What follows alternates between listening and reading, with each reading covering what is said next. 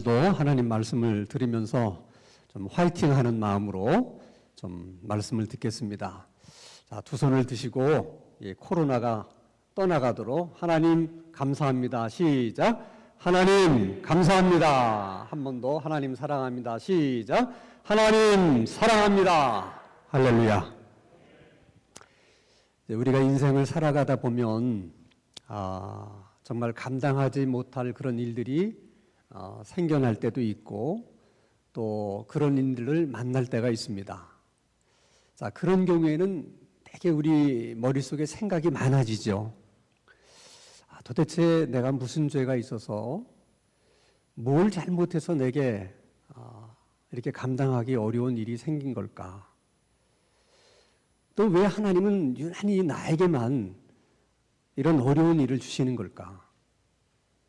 정말 하나님은 살아 계시는 걸까? 뭐 이런저런 생각들이 많게 돼요. 그런데 그것은 우리만 그런 것이 아니고 대부분의 사람들이 다 그렇습니다. 뭐 12제자라고 해서 별반 다르지 않아요.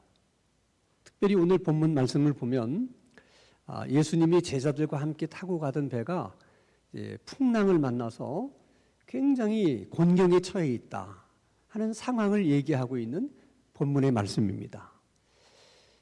이 말씀을 읽으면서 언뜻 드는 생각은 어떻게 예수님이 타고 가는 배가 풍랑을 만날 수 있을까?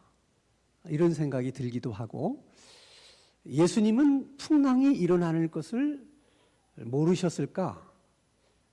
아니면 아셨을까? 이런 생각이 들기도 해요. 여러분 생각은 어떻습니까? 아마도 아셨을 거라는 생각이 들죠. 그럼 풍랑이 일 것을 왜 아시면서도 배를 타고 가신 걸까? 무슨 이유로? 또 무슨 의도 때문일까? 자, 이런 생각들을 우리가 하면서 말씀을 한번 생각해 보려고 합니다. 자, 본문에서 말하는 갈릴리 바다는 본래 호수를 얘기하는 거예요. 갈릴리의 호수. 근데 왜 갈릴리 호수를 유태인들은 갈릴리 바다라고 말하는지, 왜 그렇게 불렀는지, 또 언제부터 그렇게 얘기했는지 정확한 이유나 시기는 잘 몰라요.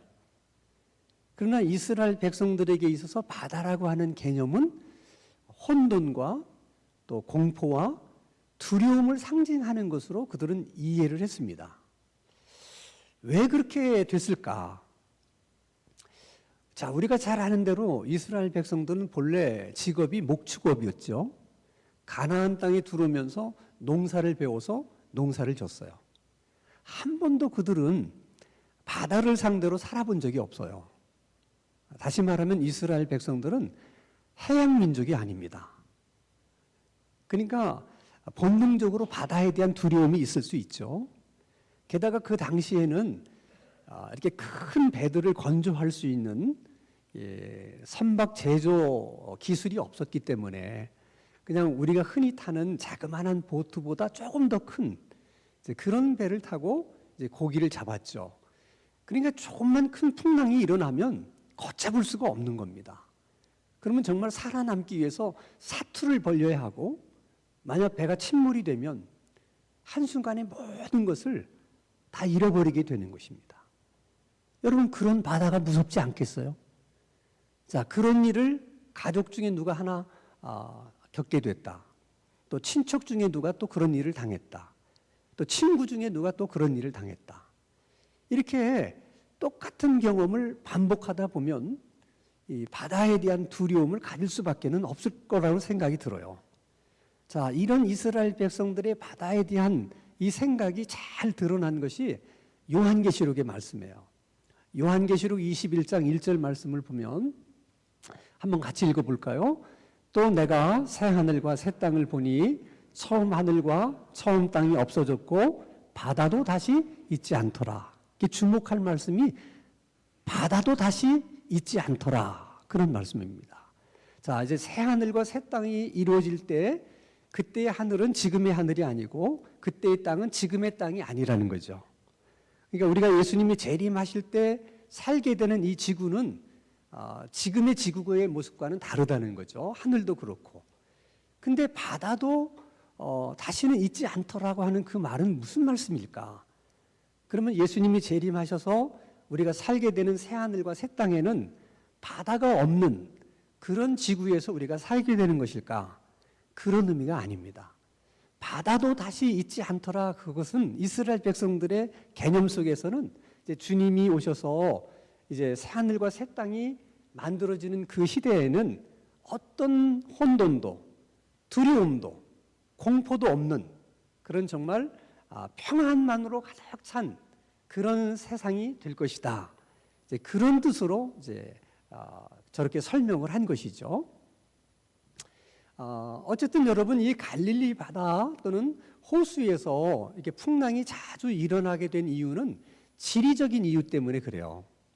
자, 이스라엘의 제북단은 헐몬산이고요, 제남단은 부엘세바입니다. 그래서 우리가 우리나라를 지칭할 때 백두에서 한라까지 이렇게 얘기하는 것처럼 이스라엘 백성들은 헐몬에서 부엘세바까지 그렇게 얘기를 합니다. 근데 헐몬산은 백두산보다도 높은 산이에요. 한 2840m 정도 됩니다. 굉장히 높은 산이라 늘 만년설이 있습니다. 그런데 밑으로 내려와서 사해바다는 이 해수면보다도 400m나 낮아요. 그러니까 헐몬산과 사해바다의 고도차가 3000m나 되는 거죠. 그러니까 헐몬산부터 사해바다까지는 계속 내리막이에요.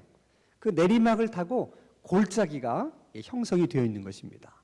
그 골짜기를 따라서 흐르는 물이 요단강이에요. 그 요단강들이 흐르다가 중간 부분 이제 갈릴리 호수에 와서 이제 물이 이제 저장이 되는 것입니다. 중요한 것은 이런 고도차 때문에 이제 바람이 그 계곡을 따라서 자주 부는 것이죠. 자, 부엘사바는 광야 지역이기 때문에 거기서 부는 바람은 항상 더운 바람입니다. 그럼 이 더운 바람이 셀 때는 남쪽으로부터 계곡을 타고 계속 바람이 불어 올라가 갈릴리 바다에 닿게 되죠. 그러면 파도가 남쪽에서부터 북쪽으로 일어나게 됩니다. 근데 어느 때는 또 헐몬산의 찬 공기가 기압이 세가지고 북쪽으로부터 강력한 찬바람이 내려오면 또 갈릴리 바다에 도착하게 되면 파도가 일어나는데 이 파도는 북쪽에서 남쪽으로 일어나는 파도예요. 이렇게 파도가 일정한 방향으로만 일어나면 사실 배를 조정하거나 운전하는 것이 그래도 괜찮아요. 일정한 파도니까 잘만 하면 이제 배가 침몰하지 않고 이제 운전할 수 있는 것입니다. 근데 문제는 북쪽의 찬바람과 남쪽의 따뜻한 바람이 각자 불어오는데 힘의 세기가 비슷해가지고 두 바람이 갈릴리 바다에 와서 충돌하는 경우입니다. 그때는 이 풍랑이나 바람이 일정하게 일어나질 않아요. 광풍처럼 일어나게 되는 것이죠. 그걸 본문 24절에서는 이렇게 설명을 해요. 자, 바다에 뭐가 일어났다고요?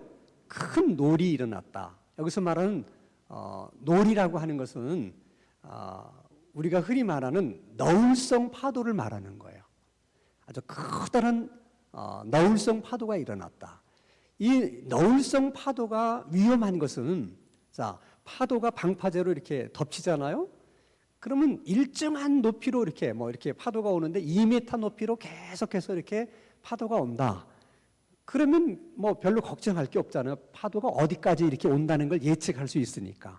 근데 너울성 파도가 위험한 건 뭐냐면 한 2m 정도 이렇게 파도가 왔기 때문에 3m 정도에 서 있으면은 안전할 거라고 생각해서 그쯤에서 이렇게 이제 바다 구경을 하는데 갑자기 2m가 아니라 10m 파도가 이렇게 넘쳐서 구경하고 있던 사람을 이 바다로 쓸고 가는 그런 경우가 있거든요. 그래서 너울성 파도를 굉장히 조심해야 되는데 지금 예수님이 제자들과 함께 타고 가는 배가 만난 그 풍랑이 바로 너울성 파도라는 거예요. 자, 그 배 안에는 그 갈릴리 바다에서 태어나서 또 고기를 잡으면서 그렇게 생활했던 베드로, 안드레, 야고보, 요한 같은 어부들이 있었기 때문에 그들은 벌써 풍랑이 일어나니까 본능적으로 그 배를 안전하게 운전을 해보려고 나름대로 노력을 해보는 겁니다. 근데 이 너울성 파도를 자기들이 기술로는 핸들링이 안 되는 거예요. 뭐 어느 쪽에서 파도가 다시 일지를 모르니까. 그러니까 이거 큰일 났다. 이런 생각이 이제 들면서 두려운 마음이 생긴 거예요. 자, 이럴 때는 사람의 머리에 생각이 많아지기 마련이죠. 제자들은 어떤 생각을 했을 것 같습니까? 예수님이 서둘러 배 타고 가자고 그렇게 얘기만 하지 않았더라도, 아니 그때 많은 사람들이 예수님을 애워싸면서, 아니 서기관까지도 와서 예수님 제자가 되겠다고 하는 그 좋은 분위기를 조금 더 이렇게 누리고, 그리고 좀 천천히 왔더라면 이런 풍랑을 우리가 만날 일이 있어요, 없어요? 없는데 왜 굳이 예수님이 그렇게 서둘러 가자고 해서 오늘 우리가 지금 이런 큰 풍랑을 만나게 됐느냐, 이제 그런 또 생각을 할 수 있고, 아니 꼭 뭐 우리가 다른 동네에 전도하러 가는데 그 갈릴리 바다를 이렇게 돌아서 얼마든지 걸어서도 갈 수 있는데 왜 굳이 배를 타고 또 가자고 예수님이 그러셔서 오늘 우리가 이렇게 위험에 처하게 됐느냐, 뭐 이런저런 생각을 많이 할 수 있는 거죠. 다 이렇게 위험에 어려운 일을 겪게 되면 누구나 다 그런 생각을 해요. 근데 사실 배를 타고 가자고 먼저 말한 사람은 예수님이에요. 예수님이 우리가 저편으로 건너가자. 건너가자는 건 뭘 타고 가자는 거예요? 배를 타고 가자는 것이죠. 그럼 왜 예수님이 굳이 제자들의 생각처럼 걸어서 갈 수도 있는 그 길을 꼭 배를 타고 가자고 그랬을까? 본문 말씀을 보니까 예수님이 그 배 안에서 뭘 하고 계셨어요? 깊이 주무시고 계셨어요. 한번 여러분 생각해 보세요. 그 작은 배가 지금 엄청난 물결과 파도로 막 뒤뚱뒤뚱하고, 그리고 막 파도 때문에 그 물이 막 배 안으로 들어올 수 있는 그런 상황 속에서 잠든다는 것이 쉬운 일이 아니잖아요. 웬만큼 잠들다가도 그런 상황이 되면 깨야 되는 거잖아요. 그런데 예수님은 그런 상황 속에서도 깊이 잠들었다는 거죠. 그걸 뭘 반증하는 거예요?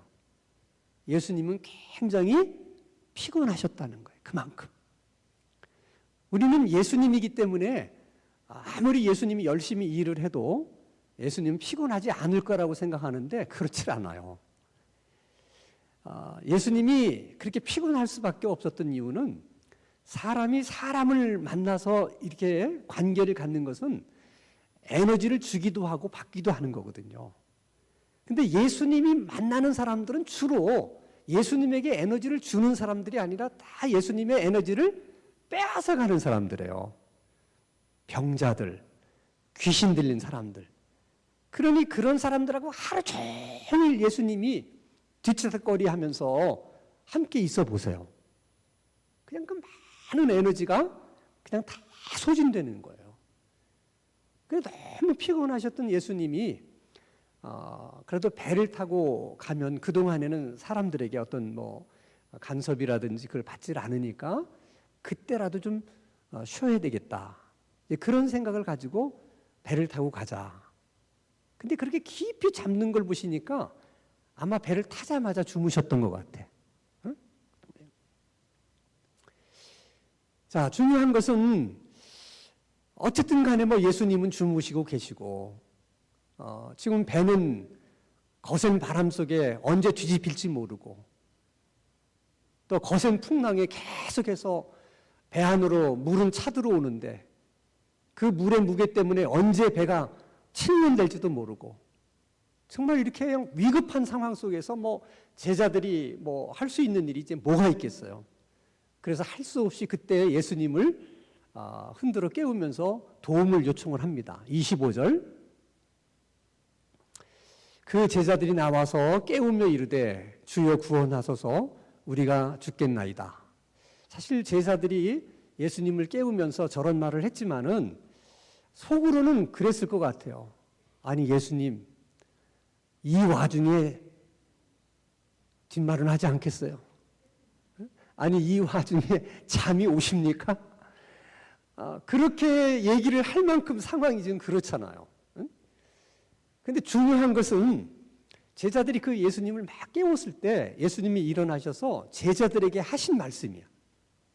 26절 말씀을 보면 예수께서 이르시되 어찌하여 무서워하느냐 믿음이 작은 자들아 하시고 곧 일어나서 바람과 바다를 꾸짖으시니 아주 잔잔하게 되거늘. 두 가지를 얘기하시죠. 어찌해서 무서워하느냐 믿음이 작은 자들아. 일종의 이것은 책망이에요. 근데 우리가 언뜻 생각하면 저런 책망 말고 예수님을 막 흔들어 깨웠을 때 우리 생각에는 제자들 보고 야, 왜 이제 나를 깨우냐 도대체. 아니 상황이 이렇게 위급한 상황이 되도록 도대체 너희들은 그동안 뭘 했냐. 아니 이런 상황이 되면 더 상황이 악화되기 전에 빨리 나를 깨워서 문제를 해결하도록 해야지. 도대체 그동안 뭘 하고 있었길래 나를 이제 깨우는 거냐. 이렇게 책망을 해야 뭔가 책망다운 책망일 것 같은데 예수님은 그렇게 말씀하지 않고 어찌 무서워하느냐 믿음이 작은 자들아 이렇게만 말씀하셨다는 것이죠. 이것은 예수님이 제자들에 대한 기대 때문에 하시는 책망이에요.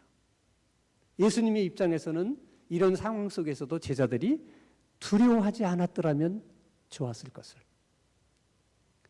믿음이 조금만 더 있었더라면 좋았을 것을, 믿음이 조금만 더 있었더라도 이렇게 두려워하지는 않았을 텐데, 이것이 제자들에 대한 주님의 생각이세요. 그러면 주님이 제자들에게 기대하는 믿음이라는 것은 어떤 것일까? 자, 배를 타고 오기 전에 있었던 일들을 다 기억하시죠? 나병 환자가 예수님을 찾아와서 말합니다. 주님 원하시면 저를 깨끗하게 하실 수 있나이다. 깨끗함을 받으라. 백부장이 찾아와서 얘기합니다. 모든 것이 다 주님의 손 아래에 있습니다. 주님이 말씀만 하시면 제 하인이 나을 줄로 믿습니다. 네 믿음대로 되라. 그리고 베드로의 장모가 열병에 걸려서 고생하고 있는 그 장모를 고쳐줍니다. 많은 귀신 들린 자들을 다 쫓아내시고 많은 병자들을 치료하십니다. 엄청난 능력을 보여주신 것입니다. 중요한 것은 여러분, 그런 일들이 뭐 한 달 전의 얘기나 1년 전의 얘기가 아니라는 거예요. 방금 전에, 얼마 전에 있었던 일인데, 만약 제자들이 그런 주님을 생각했더라면 그래도 그들이 두려워했을까? 그래도 그들이 무서워했을까? 주님은 그렇게 생각하는 거예요. 그때의 그 주님을 그들이 잊고 있었기 때문에 이 상황 속에서 그들이 지금 두려워하는 것이고 무서워하는 것이다. 주님이 그렇게 보시는 것입니다. 그리고 예수님은 즉시 일어나서 그 풍랑을 다 잔잔케 합니다. 그때 이제 제자들이 보인 반응이 굉장히 중요해요. 28절 말씀을 한번 같이 보겠습니다.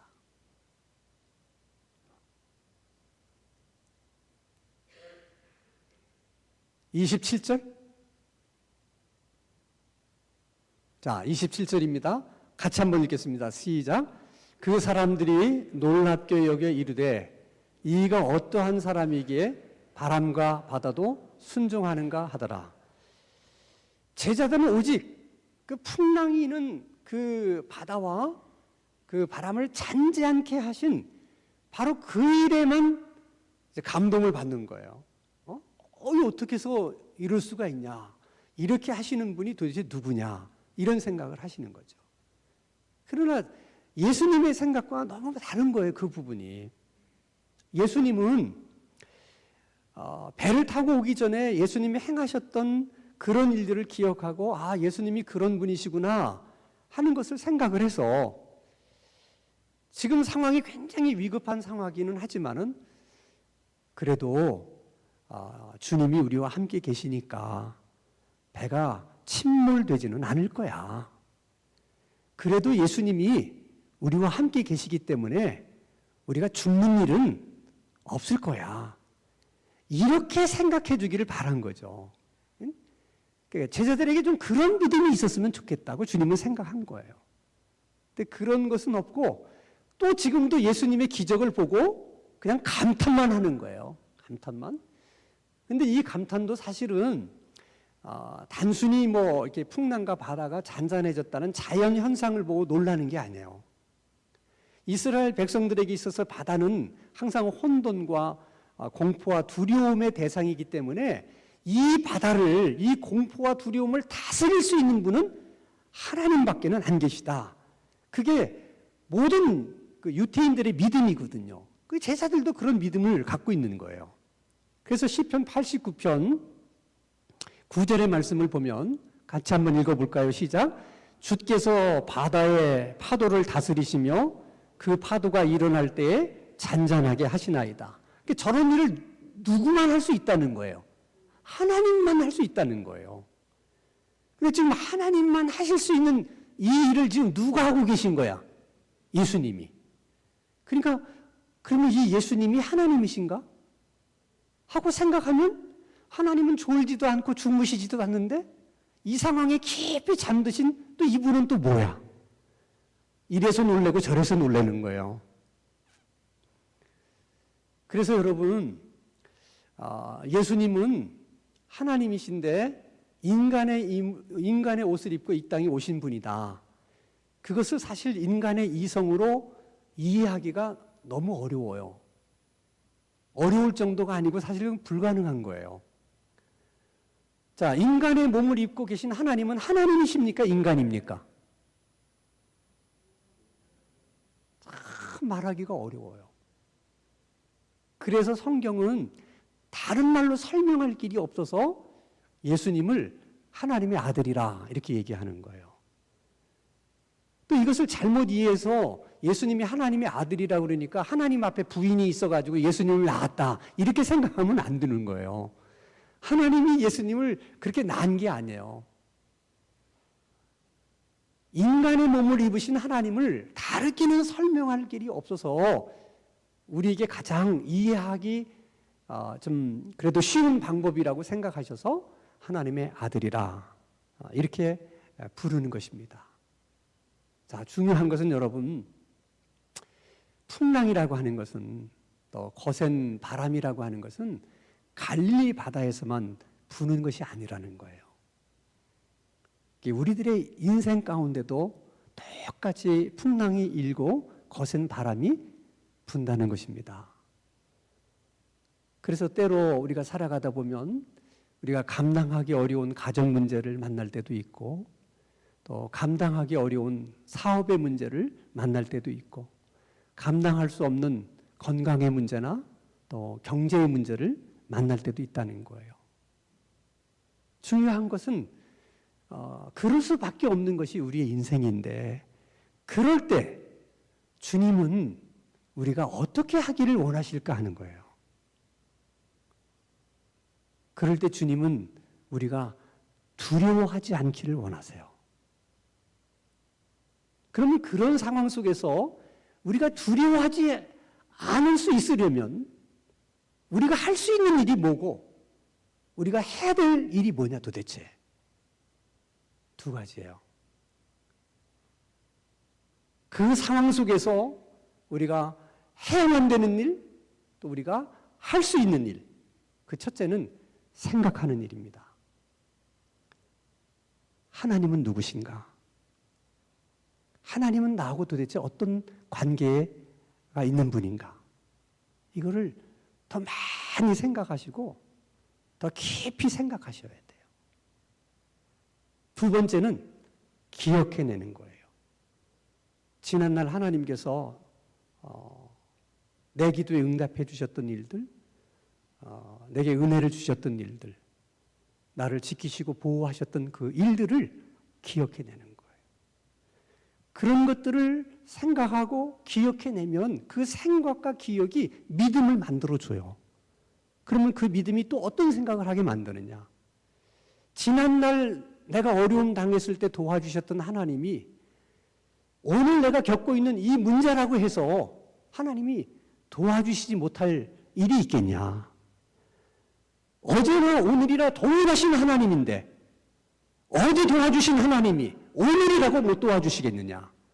그런 믿음의 생각을 하게 되는 거예요. 그러면 믿음대로 됩니다. 그래서 우리들의 신앙생활에 있어서 중요한 것이 생각하는 훈련과 기억하는 훈련이에요. 그래서 성경을 보세요. 하나님이 이스라엘 백성들에게 계속해서 말씀하시는 게 뭐예요? 기억하라는 거예요. 기념하라는 거예요. 잊어버리지 말라는 거예요. 그럼 우리가 어떻게 하면 기억을 할 수 있겠느냐? 우리가 정말 하나님으로부터 큰 은혜를 받았을 때 그걸 잊지 않기 위해서 할 수 있는 여러 가지 방법이 있어요. 하나는 적어 놓는 거예요. 예를 들어서 내가 어떤 기도 응답을 받았다. 그럴 때 그때의 그 감격을 하나님이 어떤 방법으로 나에게 기도 응답을 주셨는지를 자세하게 기억해 놓는 거예요. 내가 병으로 고생하다가 하나님의 은혜로 병을 나았어. 그것도 자세하게 적어 놓는 거예요. 그래서 우리가 어렵고 힘들 때 그걸 다시 한번 펼쳐서 읽게 되면 다시 한번 그 하나님의 은혜가 떠오르고서 기억이 되면 그것이 우리에게 큰 힘이 되는 거죠. 또 다른 방법이 있다면 세상에 믿지 않는 사람들은 무슨 좋은 일이 있거나 축하할 일이 있으면 기념 식수를 해요. 나무를 심어. 그 나무를 심는 이유가 뭐예요? 그 나무를 볼 때마다 그 좋았던 일, 그 축하할 만한 일들을 다시 한번 되새기겠다는 거거든요. 우리에게도 그런 게 필요해요, 사실은. 하나님께 큰 은혜를 받았을 때 이렇게 뭐 나무 한 그루를 심고 그 나무를 볼 때마다 그 하나님이 베푸셨던 은혜를 회상하는 것도 중요해요. 그리고 또 하나의 방법이 있다면 그것은 우리가 이제 하나님 앞에 감사의 예물을 드리는 거예요. 근데 중요한 것은 여러분, 기억날 수 있는 감사의 예물은 그냥 우리가 흔히 보통 드리는 감사의 예물로는 안 된다는 거예요. 그래서 정말 특별한 일, 이것은 정말 내 일생에 한 번이나 두 번 있을 만한 일이다. 이렇게 특별하다고 생각할 때는 여러분 형편에 맞춰서 드리는 것은 하지만 여러분의 형편에서 조금은 과하다 싶을 정도의 예물을 하나님 앞에 드려야 돼. 그러면 그것은 잊어버려지지가 않아요. 그래서 항상 그것을 기억하게 됩니다. 그래서 제가 이제 우리 교회에 이제 임직자들을 제가 훈련을 할 때 뭐 장로로 임직을 받는다든지 권사나 안수집사로 임직을 받을 때 제가 꼭 그 얘기를 해요. 저는 여러분이 잘 아는 것처럼 이렇게 헌금 얘기를 잘 안 하는 사람이잖아요. 네, 여러분들은 꼭 감사 헌금을 자원적으로 해라. 근데 또 많은 분들은 오해를 하시는 분이 있어요. 무슨 마치 교회가 집사를 뭐 돈 주고 이렇게 주는 것처럼 절대 그런 의미가 아니고 그 감사한 마음을 잊어서는 안 된다는 거예요. 첫째는 교인들에 대한 감사예요. 그 많은 교인들이 나를 신뢰해주고 그래서 믿어줘서 나를 집사로, 권사로, 장로로 이렇게 세워줬다는 게 어떻게 감사하지 않을 수 있어요. 나 같은 사람을. 평생 그 감사를 잊으면 안 돼요. 또 하나는 하나님이 나를 집사로 세워주시고 권사로 세워주시고 다 기름 부어서 장로로 세워주셨다는 거. 이건 여러분 뭐 대통령이 뭐 주는 거하고 달라요. 하나님이 내게 직접 주신 거니까. 그러니까 그것에 대한 고마운 마음이 있어야 돼요. 그건 당연한 거야. 근데 그거를 우리가 뭔가 기념할 수 있는 것을 하지 않으면 금방 잊어버려. 그래서 집사가 되고 권사가 되고 장로가 돼도 그 감사한 마음을 잃어버리면 아무것도 아니에요. 직분이. 그러니까 아무런 신앙에 도움이 안 돼요. 사람들에게. 그래서 내가 얘기를 하는 거예요. 자발적으로 여러분들이 헌금을 해라. 다 경제적인 수준이 다르니까. 그러나 조금은 과하다 싶을 만큼 해라. 왜냐하면 내가 지금까지 신앙생활을 해보니까 평생에 그렇게 헌금을 할 수 있는 기회가 한 번이나 두 번, 아니 어떤 사람에게 없는 경우도 있다. 그래서 그렇게 헌금한 거는 반드시 교회가 우리 성도들의 어떤 도움을 위해서 씁니다. 뭐 25인승 버스를 산다든지, 뭐 봉고차를 산다든지, 뭐 이게 조명을 바꿔서 예배를 드릴 수 있도록 좋은 예배 환경을 만들어 준다든지, 그렇게 해서 그분들이 뭐 집사로 권사로 뽑아주신 일단 교인들을 섬기는 것이죠. 그런 걸로. 그리고 본인은 그것을 볼 때마다 기억해내라는 거예요. 그때도 마찬가지예요, 여러분. 그냥 조금씩 그냥 이렇게 해서 이렇게 하면 별로 감동이 없기 때문에 기억이 잘 안 돼요. 예를 들어서 여러분, 만약에 임직자들이 조명을 바꿨다.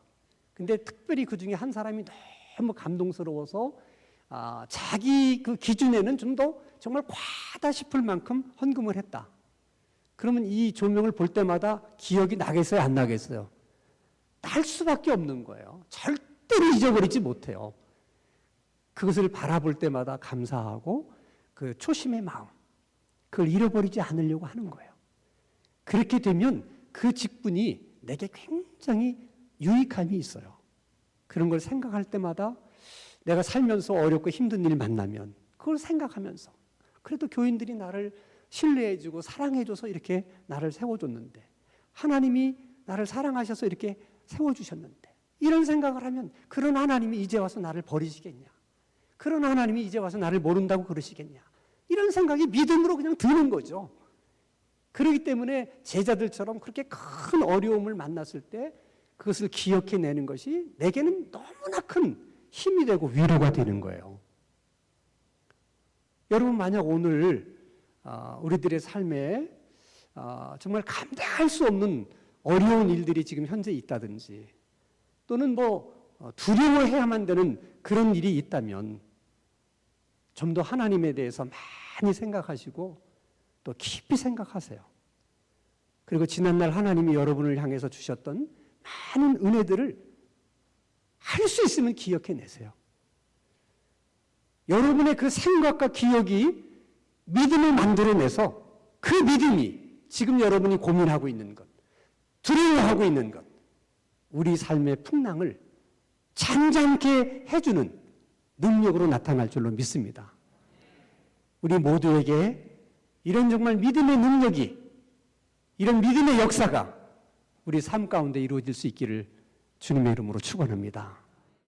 예배를 우리 삶의 우선순위로 생각하며 오늘도 하나님 앞에 나와 예배하는 모든 하나님의 사랑하는 성도들 가운데 주 예수 그리스도의 은혜와 하나님 아버지의 풍성한 사랑과 성령의 교통하시며 인도하시며 늘 돌보시는 역사가 항상 함께 계시기를 간절히 축원하옵나이다.